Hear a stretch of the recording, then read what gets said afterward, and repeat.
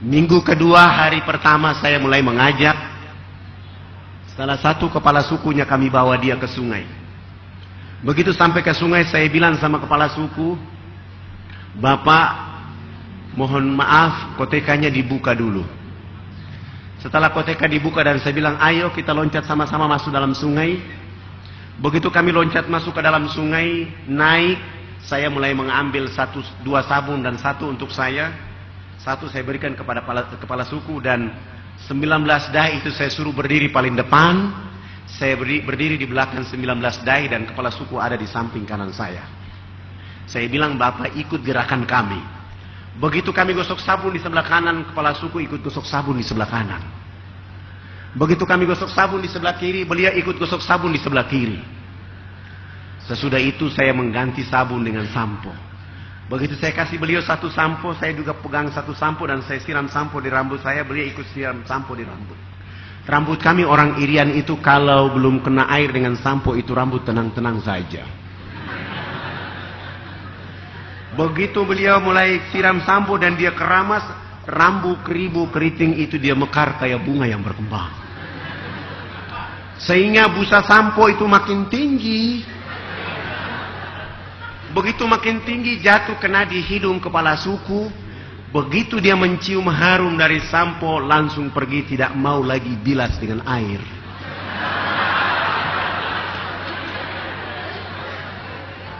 Begitu dia jalan, para dai mengatakan, Bapak kepala suku harus disiram dengan air. Beliau mengatakan, tidak anak, ini wangi. Rupanya selama hidupnya baru pertama mencium bau harum. 6 hari berturut-turut kepala suku ini mandi tidak pernah bilas dengan air. Di hari ke-6 setelah dia datang, kotekanya dia buka, masuk dalam sungai, naik, gosok sabun, gosok sampo, dia pakai koteka, dia jalan kayak kuntilanak yang berjalan. Kena matahari, akhirnya busa tadi kering di badan, busa sampo kering di rambutnya. Beliau langsung pergi ke kebun bekerja seperti biasa seorang petani. Jam 2 siang dia pulang ke rumah, Allah subhanahu wa ta'ala menurunkan rizki berupa hujan. Dia mau bersembunyi di bawah pohon, kena air hujan sehingga busa sampo dan sabun yang tadi kering itu muncul kembali. Beliau gosok-gosok sampai busa sampo itu hilang, busa sabun pun hilang. Allah mengganti dengan kesegaran jasmani. Kepala suku ini tiba di rumah tidur dari jam 3 sore sampai jam 9 pagi hari berikutnya. Pagi-pagi saya datang bersama tim dakwah, bertemu dengan beliau dan berdialog dengan beliau. Begitu kami baru dialog, beliau langsung mengatakan kepada kami bahwa, anak, mandi yang benar itu yang anak ajarkan. Karena Bapak kemarin dimandikan oleh Tuhan sehingga Bapak tidur menjadi enak. Selama ini Bapak belum pernah tidur enak seperti itu.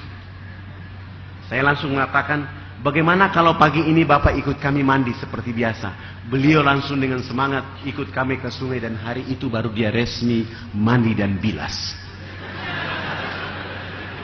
Setelah beliau bilas selesai, beliau naik tidur dari jam 9 pagi sampai jam 3 sore hari itu. Setelah bangun tidur jam 3 sore hari itu, di sana sudah ada kecerdasan dan pencerahan. Beliau langsung bangkit memberi pengumuman di 28 kampung adat beliau. Besok pagi yang berkumpul di lapangan dekat sungai itu sebanyak 3.712 orang. Laki, perempuan, besar kecil untuk mengikuti materi mandi menggunakan sabun yang kami bawa. Mulai pagi itu kami mulai karena orangnya terlalu banyak. Sabun yang kami bawa 7 karton tidak cukup. Terpaksa satu sabun dibagi 4. Untuk memulai pelajaran mandi yang kami ajarkan. Begitu kami ajar dari jam 8 pagi sampai masuk waktu duhur, saya langsung kasih pengumuman bahwa Bapak kepala suku, mama-mama dan masyarakat, agama kami Islam, maka kami mohon yang sudah mandi jangan pulang, yang belum mandi juga jangan pulang. Nanti kami selesai sholat duhur, kami akan melanjutkan pelajaran mandi.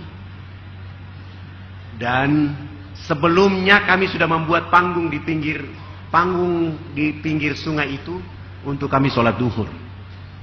Akhirnya kami 20 orang selesai wudhu, kami naik di atas panggung. Sementara 3.712 orang itu mereka duduk di bawah panggung. Saya naik berdiri di depan jadi imam. 19 orang itu jadi makmuman di belakang, dan salah satu dia qamat dan saya berdiri takbir. Allahu Akbar. 19 makmuman itu juga takbir.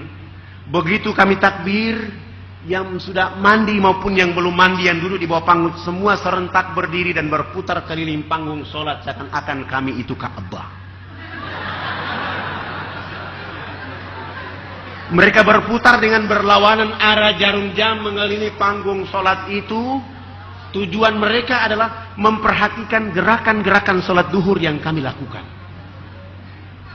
Begitu saya salam, Assalamualaikum warahmatullah. Assalamualaikum warahmatullah. Kepala sukunya langsung loncat naik di atas panggung dan langsung mengajukan beberapa pertanyaan. Anak, kenapa anak dengan teman-teman berdiri dan angkat tangan dan mulutnya bicara-bicara? Itu maksudnya apa?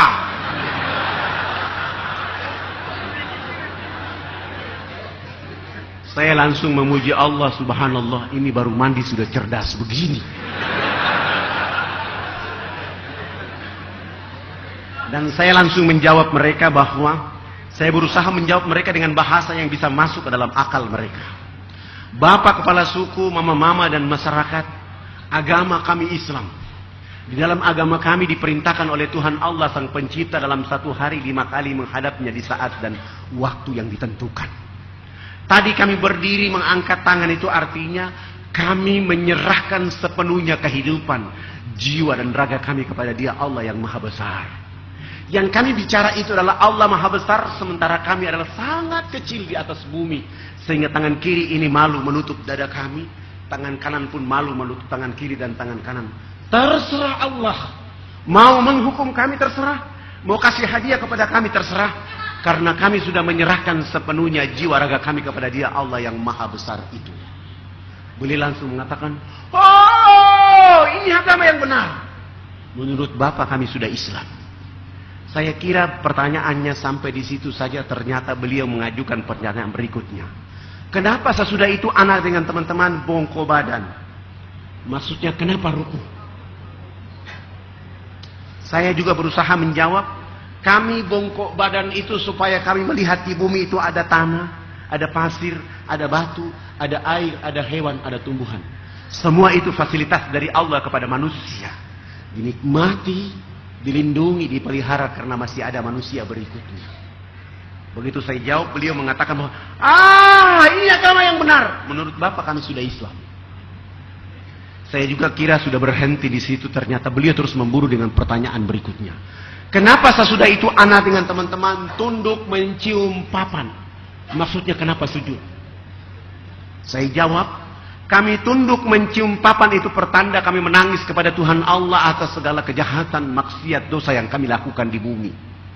Sehingga kami merendahkan kepala kami untuk memohon ampun kepada Dia Allah yang Maha Tinggi. Kenapa kami lakukan itu? Karena sebentar kami mati nanti, kulit, daging, darah dan tulang akan dilebur menjadi tanah.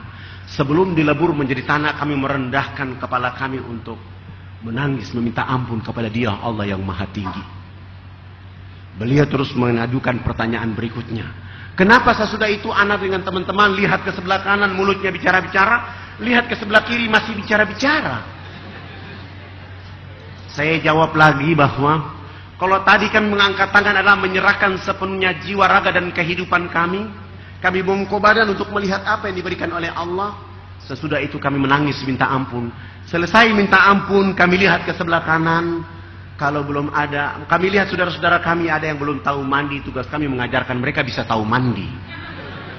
Melihat ke sebelah kiri, kalau belum ada orang yang tahu berpakaian, tugas kami mencari pakaian untuk menutup badannya. Ada yang sakit, tugas kami mencari obat. Ada yang lapar, tugas kami mencari makan. Sehingga hubungan kami dengan Tuhan Allah terus berjalan. Dan komunikasi kami dengan siapa saja manusia di bumi. Sehingga menjaga alam ini terus damai, tentram. Untuk beribadah kepada Allah subhanahu wa ta'ala. Begitu mendengar penjelasan saya dan kepala suku mengatakan bahwa kalau begitu kamu 20 orang tidak boleh duduk di atas panggung, kamu turun duduk di bawah. Akhirnya kami 20 semua turun duduk di bawah panggung. Mereka 6 kepala suku naik di atas itu menggantikan kami. Mereka bukan sholat, tetapi mereka rapat adat untuk membahas kehadiran kami di wilayah mereka saat itu. 1,5 jam kemudian kepala suku besarnya berdiri dan menyampaikan pengumuman kepada mereka dengan bahasa mereka. Wah, wah, wah, wah, hubulakanayat. Saya saat itu dan kami saat itu tidak tahu apa, tidak mengerti bahasa itu. Tapi begitu saya tanya kepada orang yang ada di samping saya, subhanallah, artinya sangat luar biasa. Hari ini kita senang, hari ini kita gembira karena anak-anak ini sudah datang mengajarkan agama yang benar. Dalam rapat adat kami menyatakan bahwa kita semua yang ada di lapangan harus mengikuti agama yang mereka ajarkan. Begitu kami mendengar terjemahan itu, akhirnya kami 20 orang semua langsung sujud syukur dan menangis kepada Allah.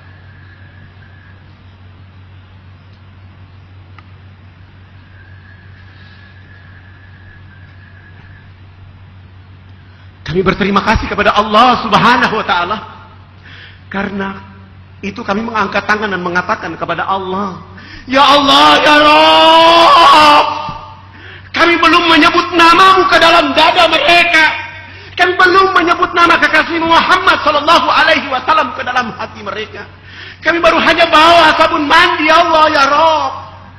Lalu kami berhadapan dengan 3.712 orang untuk membimbing mereka mengucapkan 2 kalimat syahadat. Tetapi kami semua pun tidak sanggup untuk mengucapkan 2 kalimat syahadat di saat itu. Karena mereka dalam keadaan telanjang, dalam keadaan miskin. Tapi wajah mereka begitu tulus untuk mengucapkan asyhadu an la ilaha illallah wa asyhadu anna Muhammad Rasulullah. Ya Allah, ya Rabb, kuatkan dakwah ini. Ajari kami dakwah ini agar kami terus bersama mereka. Sehingga telanjang itu berubah menjadi cahaya bagi kehidupan mereka. Ya Allah, ya Rabb. 1 minggu itu membuat kami tidak akan kuat. Karena kami tidak menyangka begitu mudahnya hidayah Allah menyertai saudara-saudara. Dan kami tidak memberikan mereka apa-apa kecuali membawa sabun mandi, pakaian terbatas itu untuk mereka. Setelah 1 minggu mereka mengucapkan 2 kalimat syahadat selesai, kami berusaha untuk membimbing mereka ke arah yang lebih baik dengan cara merubah dan mengganti nama-nama mereka. Sehingga yang nama Yohanes, nama Paulus, Wilhelmus kami ganti semuanya. Paulus kami ganti nama dengan nama Ibrahim, Wilhelmus kami ganti nama dengan nama Abu Bakar. Dan nama-nama seperti itu paling layak kepada orang Irian ketika masuk Islam. Sangat lucu kalau ada orang Irian masuk Islam, rambutnya keriting, badannya hitam keling, dipanggil Cecep. Sangat lucu kalau dia masuk Islam, rambutnya keriting, badannya hitam keling, dipanggil Subagio.